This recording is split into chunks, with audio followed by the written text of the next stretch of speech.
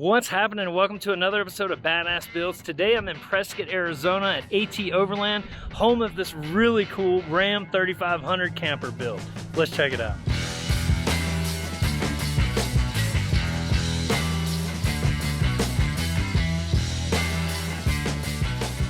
So this truck started its life as a cab chassis. So a regular cabs and a cab chassis 60, which means from the back of the cab to the center of the axle is 60 inches. That yields a 9-foot frame on the truck. To start off with, we did a full AEV suspension for an XL. So this truck is sitting on 41 1450 R17 tires. All that's needed to do that is a 3-inch lift from AEV. The way that they achieve clearances on the front end is with cutouts in the fenders. So they call it the high fender kit. Then we have an AEV bumper, worn 16.5 winch on the front with synthetic cable. We have the AEV snorkel with the pre-filter. And then we flatbedded this. So we use the Lite Industries Aluma Tray that they designed specifically for us for these heavy-duty trucks. This truck's a 3500 with the 6.7 Cummins diesel. What's nice about ordering trucks that way is you can get additional fuel tanks and other options. So this truck was spec'd as an ambulance package, so emergency services package. 2 fuel tanks giving us 74 gallons of diesel. That gives us a range of about 1,100 miles, which is pretty significant. And in the commercial cab chassis trucks, particularly in diesel, you get larger depth tanks. So instead of having a 5-gallon tank like you would have in a regular off the lot truck, get a 9-gallon depth tank, so that gives you more range. Other features, increased tow package that got us gearing that was 410, that adds an additional transmission cooler. I can go on and on and on. But what you end up doing is speccing from the factory a truck that's up to the task and avoiding going over GVW, which a lot of overland trucks have the tendency to do. Then on the camper, we've install one of our Aterra campers. The Aterra XL was designed specifically for the full-size truck, but what's so nice about this camper is fully equipped with all its amenities: heater, hot water heater, water tank, toilet, shower, etc. We're only looking at 1,100 pounds. So this truck has a GVW rating of 14,000 pounds.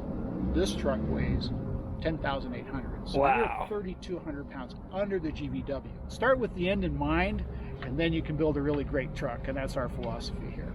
Nice. And you guys build these Aterra campers here in-house in Prescott. Yeah. But give me just kind of a basic rundown. You said that the whole thing only weighs how much? 1,100 pounds fully equipped. Outfitted, and that's with the water tanks and everything. Yeah, full of water and wet with propane and water, it's 1,400 pounds. That's crazy. We're about 800 pounds less than our closest competitor. That's what I was going to say. There's nobody that's building, and the reason is because of the materials and really more importantly the engineering at which went into making all these materials work together, right? Exactly. Yeah, we're kind of a bunch of engineering geeks with an outdoor habit. Yeah. And so we figure out how to build stuff really strong, really lightweight, and that'll stand up to the abuses we like to deliver. The Aterra camper uses all honeycomb composites, and it's all bonded together using aerospace level adhesives and engineering behind it. And that's how we get this great strength and really lightweight. That's really awesome. Well, take me through the inside. Let's see what it looks like. Sure.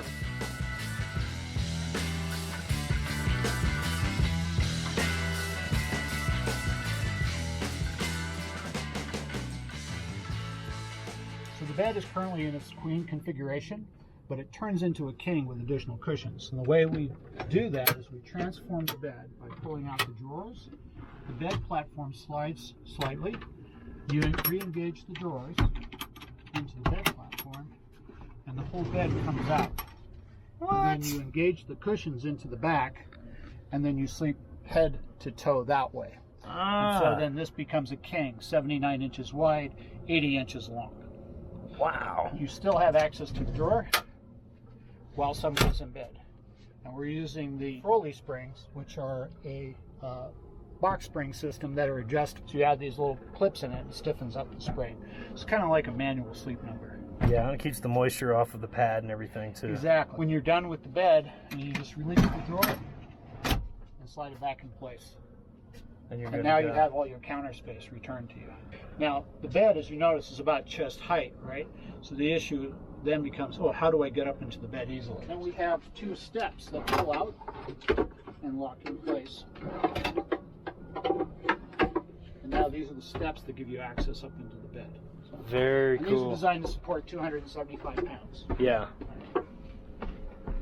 Very nice, man. And like you said, whenever it's deployed and you got all the cushions, now you're Sleeping head to you're toe, sloping head exactly. to toe, so you're not being claustrophobic or anything. I guess if you wanted to sleep this way and look at the stars, then you could. Well, it's actually nice either way. If I sleep this way as a queen or I sleep that way as a king, each one of the sleepers has got a window overhead. Yeah. So you can control ventilation on your own, or whether you want to look at the stars or don't want to look at the stars. The moon's too bright for you, you can block it all out. Yeah. Right? That's awesome. And those are double pane windows and Double pane window, bug screen as well. yeah. So Very cool. that area that was opened up, there's 3 hidden compartments So for more storage. for more storage. We keep our bedding and pillows and things like that in there, but if you were traveling and maybe you wanted to keep your laptop out of sight, out of mind, you could do that. National Luna fridge here. That's a high quality fridge, and it's a big fridge. Yeah, National Luna is some of the best kit that you can buy in refrigeration. Recently, within the last couple of years, National Luna made even a better improvement on their fridges. They started making, designing and building their own compressors. So they had used the Danfoss 35 compressor for years, like so many other manufacturers. But they decided that they wanted to control that because they knew they could do better. So their new compressors use like 30% less energy than the old Danfoss 35. So this 90-liter fridge freezer, fully loaded with beer and ice cream and whatnot, we're averaging maybe 2.5 to 3 amps an hour. Wow. Which is nothing, right? That's pretty good. Yeah, it's pretty roomy. You know? What I like so much about the National Luna in particular is this basket system that they have. Yeah, it's cool. You can take the baskets out. You can organize. When we're traveling, So critical. We stop to go into a market. We'll consolidate and empty up baskets as much as we can, and we'll actually take the basket with us into the store. Yep. So we don't overbuy by mistake. Yep. Right? That's what I tell everybody, that #1 trick. But the National Luna, though, has the individual. You got 4 baskets there, whereas most of your fridge compartments only give you the This 1 has basket. 5. There's 2 in the freezer compartment. Oh, wow. Yeah, Look at that. that's a big freezer. Yeah. So this is the 90-liter. So you have 40 liters of freezer and 50 liters of fridge, Yeah. which is significant. Most common fridge size used in the back of vehicles is typically a 50 or a 60. So you get a lot more than What I noticed right off the bat on this truck bed camper versus others in the market is just the layout, the way that you've got it laid out. It provides so much more counter space. Yes. And anybody who's done this for any length of time knows that how valuable a flat spot is up here. Absolutely. To start off in this corner, because we've done a lot of long-term travel, sometimes you just need to have a nice set of clothes to go out to dinner someplace, or maybe you have a business meeting and this is, your mobile office. So we do have a hanging closet. So you can hang, jackets and things like that up in there. And then this compartment here doesn't have the current box in it, but you can see that we use these Step 22 Stingray boxes. And they're fabric boxes, a total of 10 of them here in the camper. So this compartment would use a Stingray, and you have the Step here, another Stingray, the Step, and then down here you could put another Stingray box here, but we decided to leave that open so you have a place to put your shoes and get them out of the way at night so you're not tripping over them. I usually keep my flip-flops in there. My flip-flops are my inside shoes, and yeah. Very cool. And again, if you've done this for any length of time, then you know how valuable a spot just to put your shoes is. Yeah, it can be, right? Yeah. Yeah. So underneath the fridge is a compartment that holds the water tank. We made it so that you have an oval cutout and have a visual so you can actually see your water level as opposed to relying upon a conductivity-based gauge, which is often unreliable. Very Usually unreliable. they only give you measurements in like quarter of a tank. And you still don't know how much you got. You still don't know how much you have. This is empirical. You know exactly what you have. Yeah, there's okay? no misjudging that. I'm about a quarter tank. We also have a backlight on that, so at night you can illuminate the tank from behind the tank, and then you can see that level. And that light is dimmable, so if you want to just use it as a soft night light on the floor of the camper, that's pretty handy. That is awesome. Yeah. So in our kitchen galley, we have 6 full-size Stingray boxes and 2 half-size Stingray boxes. So these half-size boxes are nice. They can allow you to store things like spices, and we label ours so we know exactly what's in the box.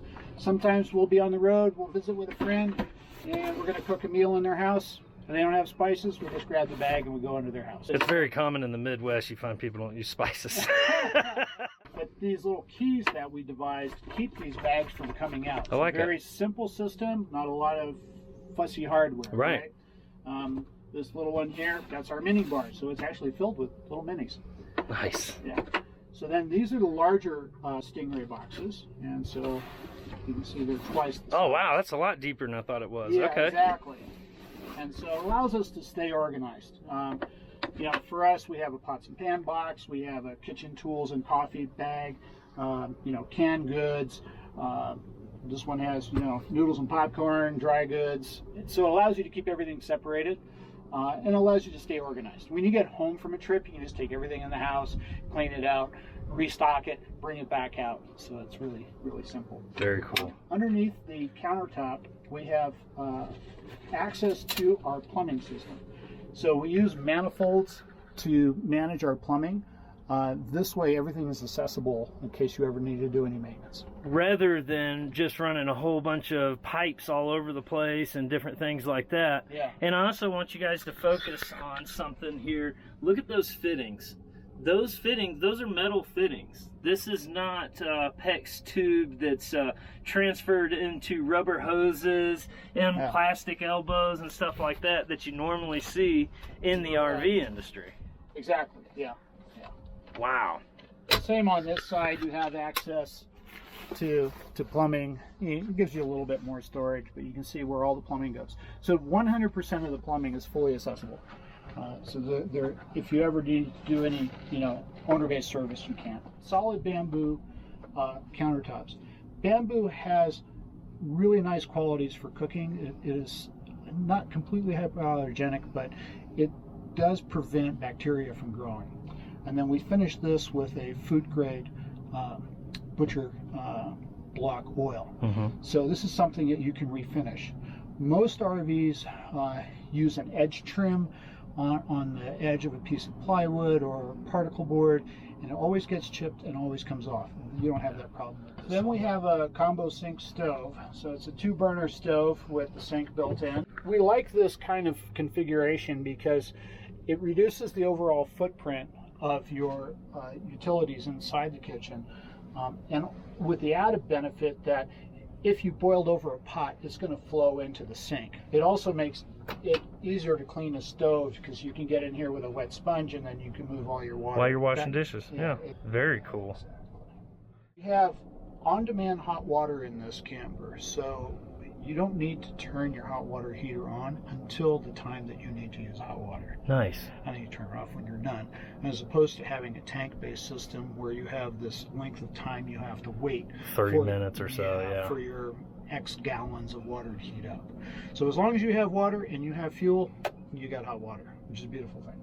Nice. Then over here you've got some gauges. Yeah, so this is our control panel. So this is the display panel for the National Luna DC to DC charging system that we use. So we use a 40 amp charger, and it manages our solar panels, which we have 400 watts on the roof as standard, and it manages the charge back from the vehicle when driving. So when at idle or driving, you're producing 40 amps of charge back power to the lithium ion batteries in the camper. And then when you stop and you kill the ignition, then it disengages that feed from the vehicle to the camper, and everything happens with solar. So from this console, you can see the status of your starting battery on the vehicle, and you can see the status of your auxiliary batteries in the camper. And you can go through a couple of different functions to look at it if you're just bored. But for the most part, that's all you need to know. You're fine. The next little display is for the Truma. So the Truma environment of appliances allows you to integrate into one controller. So both the hot water heater and the air heater, even though they're different units, are controlled from this one display. Oh, very cool. And also you can keep the time on it. So you should, so it's PM, 1:22 PM, And then this is to heat the cabin air. So right now it's off, but I can go ahead and I can select what temperature I want it to monitor and maintain temperature. Alternatively, I can go to the hot water heater here, and I can turn on the hot water heater, and then I can set the temperature of the water I want, and then it will turn on. So, and then this is the water pump switch. So if I kick this on, and now I've got hot water. You hear the hot water heater kicking on. Yeah. And it'll take about 10 seconds. Yeah. And then if I turn on water, it'll be hot. That's very cool. I like the fact that they're all in one too, because a lot of times you get a diesel heater on its own that you've got to worry about. You have too many fidgety switches and stuff. Yep. Yeah, all your control is right here. You don't have like this giant panel that looks like the inside of the cockpit of the 747. Which look cool, but if you don't want, right, it's not for everybody. Very neat, very neat. It's really nice to manage. So it has this other feature, besides just controlling air and water temperature, is it has a scheduler. So you can actually set the time that you want the heater to turn on in the morning. Like if you want to reduce your overall BTU consumption, you're going to have some really good bedding, right? And so you would reduce the temperature inside the camper overnight. But let's say you get up at, I don't know, you want to get up at 6, so you'd set it for 5:45, and it would turn on, heat up the space, and it'd be ready until you're brave enough to get out of bed. Get out of bed. So the worst thing is having to jump out cold and then turn it on, right? Yeah. So I like that little feature about the for sure. So here we have two switches. One is for the water pump, and the other one is for our fresh air replenishment system, which is another energy savings feature to the Aterra camper. It's an option we offer for people who are doing a lot of cold weather camping. In cold weather camping, you have to keep everything closed and tight, right, so that you don't lose your BTU. So in order to ventilate the camper, most camper manufacturers are going to tell you, you're going to open a window, turn on the fan. Well, BTUs go out the window, right? So they're kind of at a premium. So what we do is we have a thermal air exchanger. So it takes your inside air, passes it through an air exchanger outside, and preheats your incoming air from the outside. And it will turn over the air in this space 11 times an hour. So it keeps it really fresh and nice, but you get about a 60% efficiency in the transfer. So it saves you energy in the long run. Wow, so that way you're using less BTUs to heat less propane, exactly, yeah. Now a lot of people have concerns about propane and moisture, and you were asking me about that earlier. So if you have a forced air system, you are not having contact between the air that you're breathing and the propane flame. That is where the moisture comes from, is actually from the effluent of combustion of propane. But in forced air system, combustion air is kept to the outside. So you maintain a nice, clean, dry air on the interior of the camper by having a forced air system. So examples of a system that would introduce water would be like a catalytic heater. A 𝐼𝙗𝐵𝐵𝐺 heater is also a form of catalytic heater.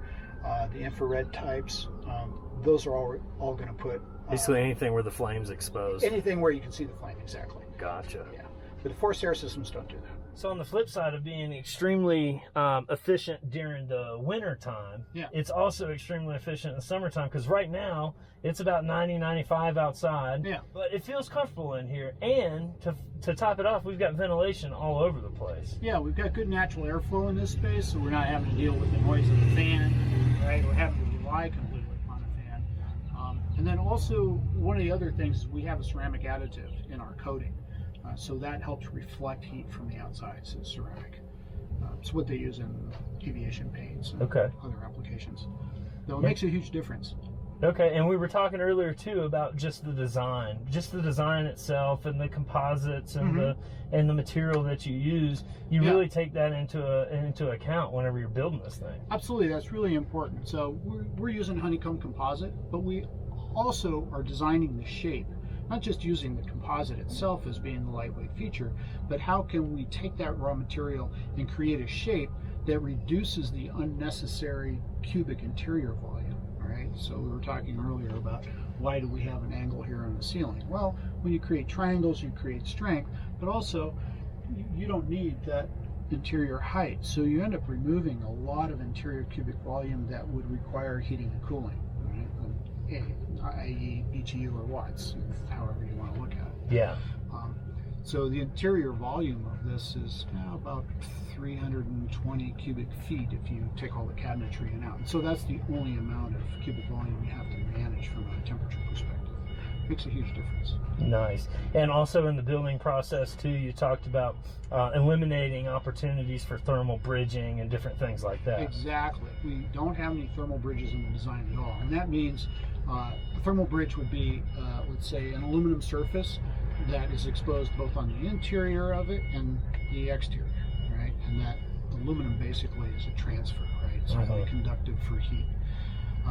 So by not having a highly conductive material, then you reduce the thermal loading on the interior. So honeycomb composite doesn't conduct heat or cool like aluminum does. As we look around here, I noticed that there's two things missing, and that is a shower and a toilet. Well, they're there right under your nose and you don't see them. I'll show you the toilet. Okay. It's underneath the dinette seat. So you remove the back cushion, put that up on the bed, remove the bottom cushion, and here we have a wrap-on waterless toilet system. So it's a hermetically sealing system. So it has this continuous sleeve of plastic, and what it'll do is it will take the waste and it'll seal it. So I'll go ahead and I'll turn it on. We have a power switch, and this is a full 12-volt operating system. And you can see here there's a little bag, right? So we would take a coagulant powder pouch, we'd tear this open, pour that in there, and that will make the liquids gel, and also is a sanitizer and a deodorizer. And we hit the flush button, and what will end up happening, this will pull material forward, it'll come together in a clamp, and then when you hear it beep, then it's going to start its heat sealing process. So now it's locked, and it'll take about a minute, and it'll heat seal this into a pouch. And then you have no contact with the pathogens, you have no odor, and you didn't use a drop of water. It drops it down here, so when it's ready, we'll open this door and we'll pull that bag out. And all you have to do is throw that in the trash. It's like a diaper, it's a biohazard too. Yeah. Wow. Yeah. That's a really cool system. It is. It was originally designed for crane operators in Japan. And then we developed a storage space behind the toilet that stores enough material for 350 flushes. So you can be on the road for a long time. 350 flushes. Yeah. Wow. That's pretty cool. And then underneath the table here, if you remove the table, you'll see a grate. And there's a shower pan. And then we have a shower curtain that velcros to the ceiling and comes down into that pan. And then you can use the inside shower. Nice. And you just heard 3 beeps. Yeah. That was delivery being made. No kidding. That is your pouch. Obviously, there's nothing in there, folks, but that's what it comes out at. That's what it comes out. And you don't have to worry about it getting all over. You don't have to worry about it leaking or anything like that. What's the worst buzzkill when you get back from a trip is emptying your porta potty, right? Exactly. Takes that out of the equation. I like that. Yeah. Plus, for us, we're in a very arid environment here in the Southwest. Water's at a premium. Yeah. We don't want to have to flush. You know. Yeah. It's just not a good use of water. So obviously this thing has got power in it, but as I look around, one of the cool things I notice is that you're not using these crazy little puck lights that you see recessed in, and I like that. We have 3 methods of interior light. So we have a ring light that's immediately over the stove. So when you are cooking or washing dishes, you have projected light in that work area. Around the perimeter on the inside of the camper, we have LED strip concealed under this lip. And that is completely dimmable. So you can have it very bright if you decide you're going to be cleaning or working, in here. You can increase it, or if you just want a romantic mood or a soft light, you can dim it way down. And then in the bezel of our roof hatch, we also have lighting. And so that illuminates this work surface really well. So if you're using this as an office at night or something like that, the light is focused where you need it. On the exterior of the camper, we have 3 scene lights. So they're ambulance scene lights. So there's one on the passenger side, one on the driver's side, and one at the rear. Those can be operated by a manual switch here at the dinette, or you can operate it off of an app. We use the Garmin Power Switch system, which will allow you to turn it on either from your phone or from a Garmin-enabled navigation device in the cab of the camper, or the truck, I should say. And you can also dim it. So if you only want a soft light around camp, that's nice. You hear something go bump in the night and you need it lit up, light it up, and you can can use it that And way. you can do that either by way of a traditional switch, or by way of your phone, By the phone. or by way of like a Garmin Navigator like the Overlander or something Exactly, of that nature. And what kind of power system are we running here? Because it's off-grid, right? This is completely self-contained camper. We specifically don't provide shore power as an option because it doesn't need it. Right. So on the roof we have 400 watts of solar, and those panels are wired in series in order to give a higher voltage, which gives a better efficiency for charge rates back to the battery. We use lithium-ion batteries as standard. The standard battery is 105 amps. You can progress up to 210 amps, and then if you go with our optional air conditioning system, we add a third battery for 315 amps. We use the National Luna DC-to-DC charging system, which produces 40 amps back from the vehicle alternator. While it's running. While it's running. Yeah. We did comparative testing of this camper to a very popular pop-up in the market space. And given the same set of conditions between temperatures day and night, power consumption, fridges, heaters, lighting, etc., fans, the competing brand used 168 amp hours per day. And this camper in the same set of conditions uses 83. Very good. Significantly different. And it's because we're using very efficient appliances. We have a more thermally efficient environment in here. That's how you do it. You do it with the best available technology.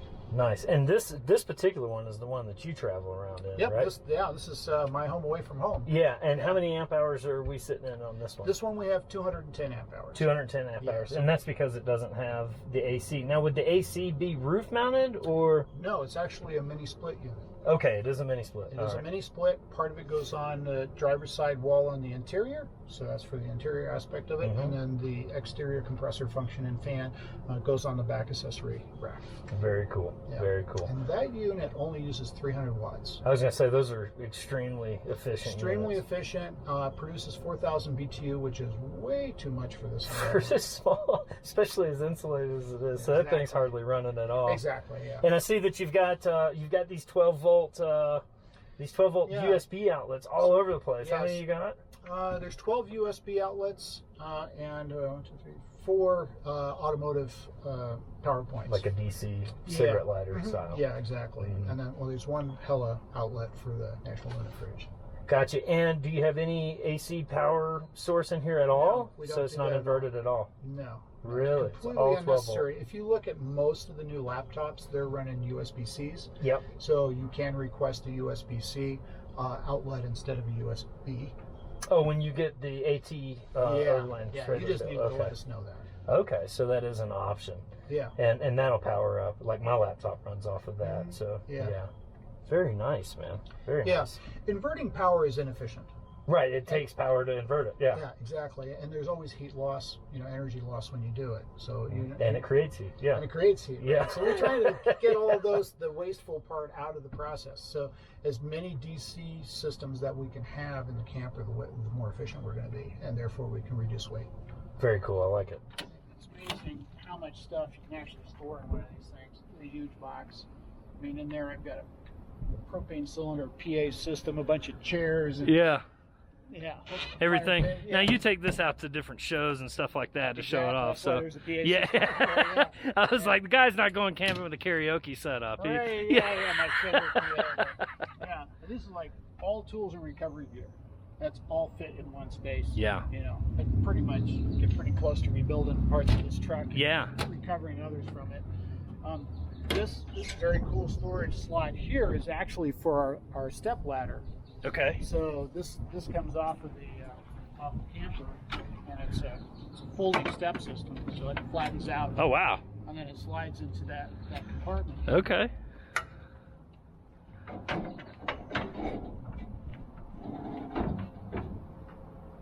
Very neat. There we go. Out of the way. Very cool. Yeah, pretty nice. And then there's another cross head rack compartment up here. Yeah. You put skis. We carry rifle bags and things like that in there. So neat. It's nice and out of the way. And then you have another box behind.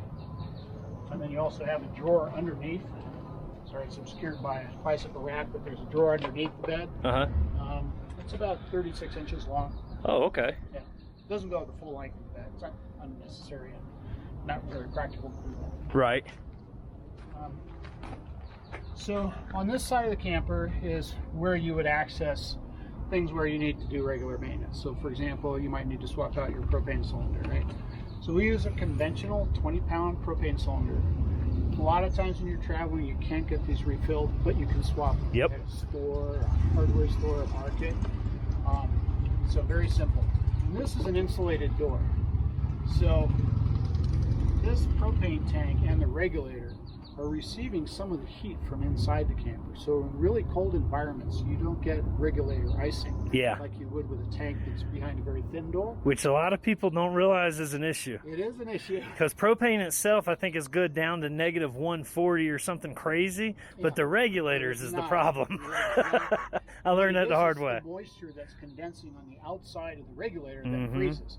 But by having it in this warm environment, that doesn't happen. Yeah, and that propane 20-pound tank's going to last you how long? So, cooking, heating, and everything. So during the winter time, we actually leave the heater turned on at 40 degrees, which is the minimum setting, and that keeps everything from freezing. Right. Propane tank lasts a month here, and we're in the teens to 20s here in the winter time. Wow. So access to mechanicals is all behind one door.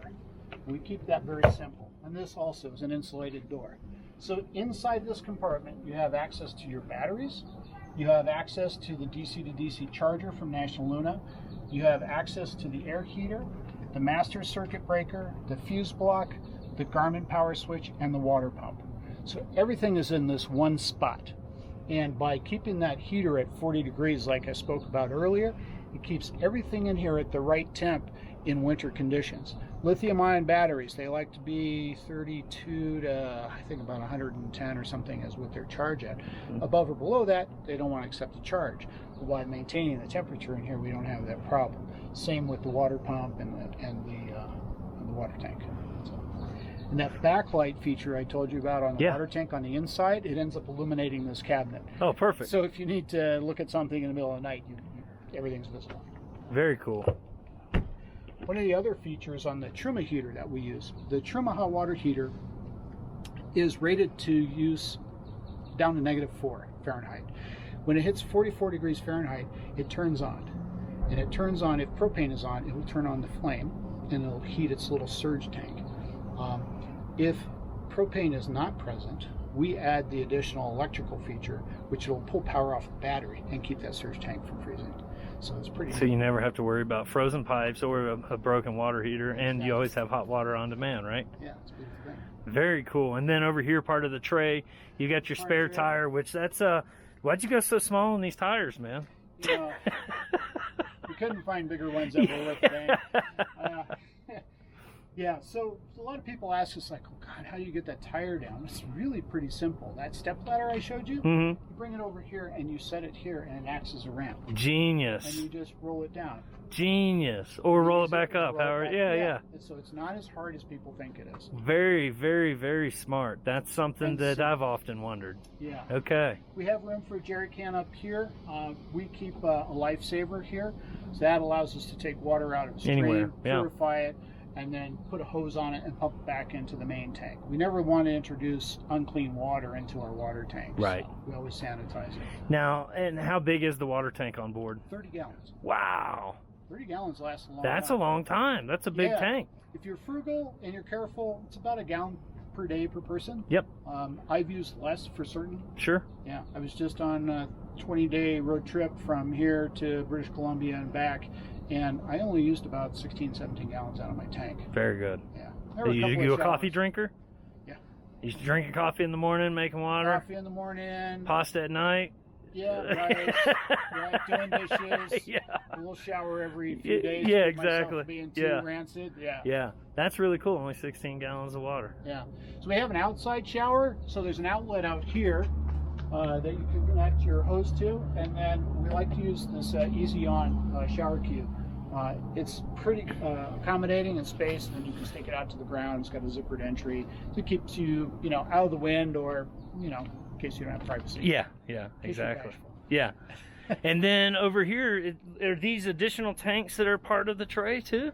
Yeah, so this is the main fill for the fuel tank. So I take that back. This is for the secondary tank. This fills the 22-gallon tank. Okay. And then if you pan over to the back, that's the main fill for the main tank, which is 52 gallons.